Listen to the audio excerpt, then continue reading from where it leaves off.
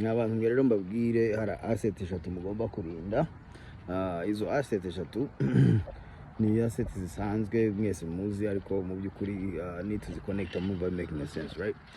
So asset ya mbere ni ibintu bisanzwe dufite, right? So computers, imodoka. Ndababwira impamvu imodoka iyo utayikoreye oil change on time, utakora vidange y'igresage, imodoka ishobora kugira gutyo umunsi umwe amavuta agashiramo ntubimenye, warangiza ugasanga mu by'ukuri iyo utayifashe neza ngo uyimenera amavuta usimbuze ushyiremo ayandi, moteri igera ikagonga, amavuta ashobora gushiramo cyangwa se akaba arimo umwanda, ugasanga bigukostinze amafaranga menshi kuyisimbura.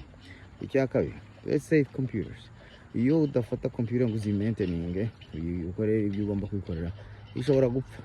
Aho kugira ngo ube waratanze udufaranga dukeya kugira ngo uyirinde, ugasanga we ninza bigutwaye byinshi.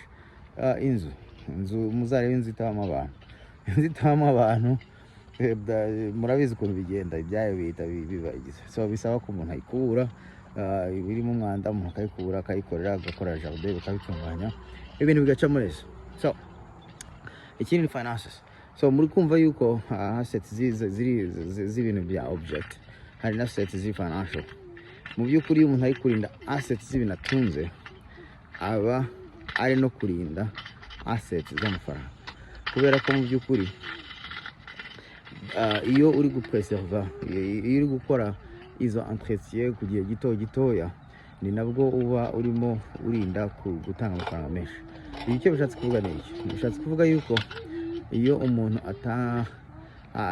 amafaranga ari kuyapreserva, agomba noneho kugira gute kuyakoresha ku buryo mubyarira inyuma.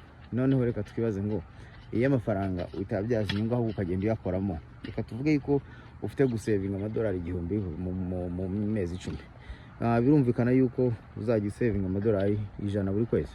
Wagera mu kwezi kwa kane warugezemo 400, ukayavanamo, ukibwira yuko ukajya kuyakoresha ikintu, ukibwira yuko mu kwezi kwa gatanu uzagaruka ugashyiramo ayandi 500. Remember, ubwonko buri very smart enough yuko niba udafite amafaranga yo gukoresha ibyo ushaka, ukaza ya mafaranga wari ufite wateganyirije gukuramo mu mezi 10 ukayakuramo mu kwa kane, most of the time ntabwo ushobora kuaffordinga kongera kuyabona kugira ngo uyasubize mu mwanya wayo asimbure ayo wakuyemo.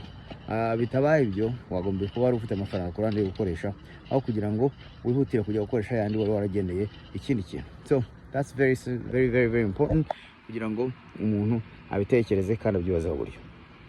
Icyanyuma ni umuntu, right? So let's say dutekereze ku bagabo n'abagore, abantu bubatse barabyumva. Iyo umwe ari nyamwigendaho n'undi agakora umwanzuro adatekereje kuri mugenzi we, akenshi usanga umwe akora ibintu binyuranye n'ibyundi, n'undi agakora ibintu binyuranye n'ibyundi.